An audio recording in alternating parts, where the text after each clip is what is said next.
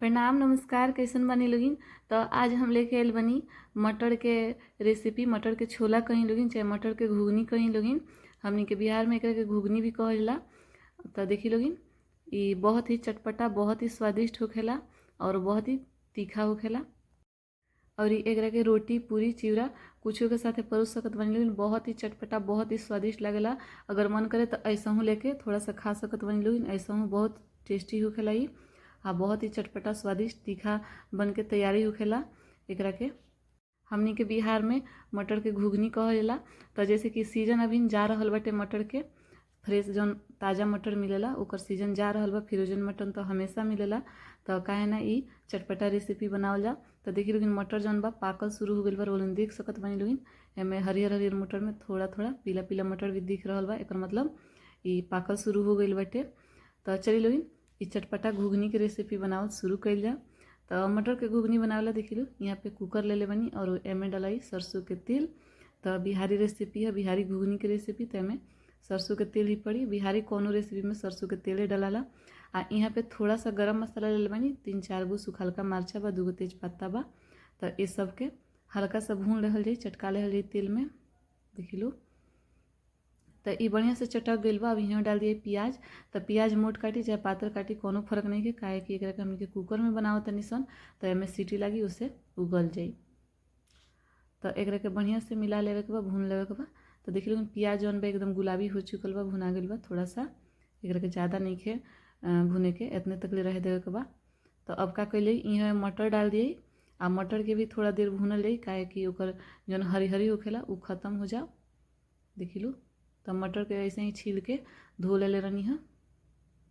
एकरा के हम बॉयल वाइल नहीं कैले, काहे कि हमनी के सीटी लगावे वाला बानी सन, तो में गल जाई।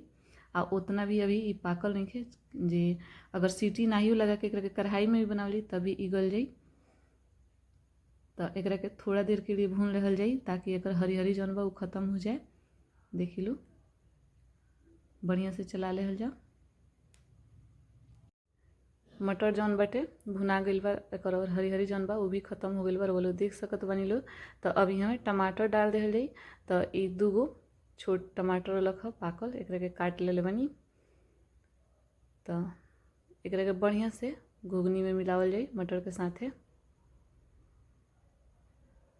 तो टमाटर डला गइल बा। तब यहाँ डलाई नमक। तो स्वाद अनुसार नमक डाल बनी। आ यहाँ आधा छोट चम्मच हल्दी पाउडर डलाई। आधा चम्मच लाल मिर्च पाउडर और तितका लाल मिर्च पाउडर हवे। यहाँ डाल 1 चम्मच भर के धनिया जीरा के पाउडर। ये देखिए लोग, ये कश्मीरी मरचा हुए, मरचा पाउडर है। ऐसे खाली कलर तीखा ना हो। और यहाँ पे अदरक लहसुन के पेस्ट, अदरक लहसुन के पीस ले बनी, कुटियों के भी डाल सकत बनी लो। बढ़िया से सब मसाला के घुगनी में मटर में मिला ले जाई। देखिए लो, अब इन्हें से में से बहुत बढ़िया खुशबू आयल शुरू हो गई बा। तो मसाला के साथ एक के भूनल जाई, मीडियम फ्लेम माने धीमा आँच पे, मध्यम आँच पे भूनल जाई। तो सबके 2 से 2.5 मिनट तक ले धीमा आँच पे भून ले बनी। तो अभी हम का कइले, थोड़ा सा पानी डालल जाई। लहसुन और अदरक जौन पेस्ट रख कचौरी में ओकरे के धो के डलनी है। एकरा के बढ़िया से मिला ले ली। एकरा के ढक के 5 मिनट तक ले धीमा आँच पे भूनल जाई। पानी ऐसे डलनी है, ऐसे मसाला जौन बाटे जरी ना। ये देखिए लोगन, पूरा 5 मिनट तक ले धीमा आँच पे घुगनी के भून ले बनी। मसाला जौन एकर बा भुना गइल बा।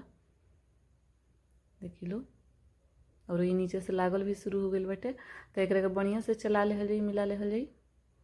आ थोड़ा सा ऐसे उघारे एकरा के भून ले बनी। तो अब यहाँ का करी, पानी डाल जाई। तो पानी ज़्यादा नहीं खे डाले के, काहे कि घुगनी में रसी ना उतरला, तरी ना उतरला, एकदम लटपटा ही बनेला। तो देखिए लेकिन पानी हम थोड़ा सा ही डाल बनी। अब एकरा के बढ़िया से मिला के आ ढक्कन लगा के 2 सीटी में आवे दिए। तो 2 सीटी लाग चुकल बाटे। आ कुकर से गैस भी रिलीज हो गई बा। चलिए खोल के देख जा। और ई देखी लो, एकदम शानदार मटर के घुगनी जौन बा गल गइल बाटे, बन के तैयारी हो गइल बाटे। देखी लो, प्याज भी गल गइल बा, टमाटर भी गल गइल बा, और ई मटर जौन बा इहो गल गइल भी। चलिए चेक कइल जा।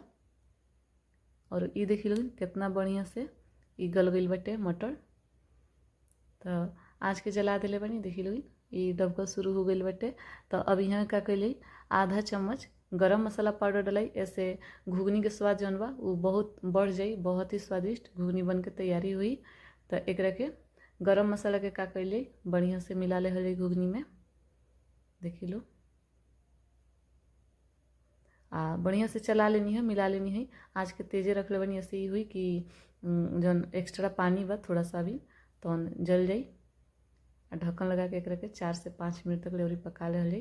तो देखिए पूरा 5 मिनट के बाद तेल भी सेपरेट हो गई बा, घुगनी भी एकदम लटपट बन के तैयारी हो गई बा। रोलन देख सकत बानी लोग कितना बढ़िया ये दिख रहा बटे। तो अब का के लिए इहमें डाल दी थोड़ा सा धनिया के पत्ता, बढ़िया से एकरा के घुगनी में मिला ले हल जाई, देख लो। तो ये हरा मटर के घुगनी जौन बा बन के तैयारी बा। एकरा के रोटी के साथे परोस सकत बानी लोग, पूरी के साथे परोस सकत बानी लोग, चिवड़ा के साथे भी खा सकत बानी लोग, आ ऐसहू मन करे तो ऐसहू भी खा सकत बानी लोग। एकर बहुत बढ़िया चाट भी बन सकत बाटे। तो वीडियो पसंद आई तो लाइक जरूर कर लेम लोगिन, चैनल के सब्सक्राइब करम लोगिन, वीडियो के ज़्यादा से ज़्यादा शेयर कर देम लोगिन, कमेंट करके जरूर बताएम लोगिन कि ई घुगनी के रेसिपी रवा लोगिन के कैसन लागल है, बिहारी घुगनी के रेसिपी। फिर मिलतनी एक और बिहारी रेसिपी के साथ, तब तक के लिए धन्यवाद।